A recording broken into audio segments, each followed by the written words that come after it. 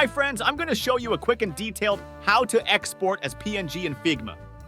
So first of all, select what you want to save. In my case, it will be this website design. Highlight it, and then on the bottom right find the export section. Expand it.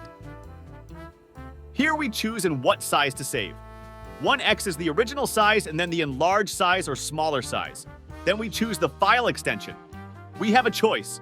PNG, JPG, SVG, PDF, I'll leave PNG. Below we can see an example of what will be saved. It is very convenient to look at it before saving. Click on the export button and the download will start.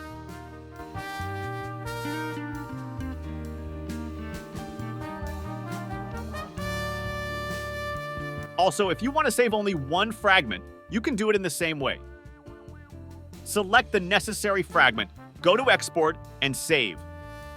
If you need to save a lot of icons, select them and export. They will all be saved separately.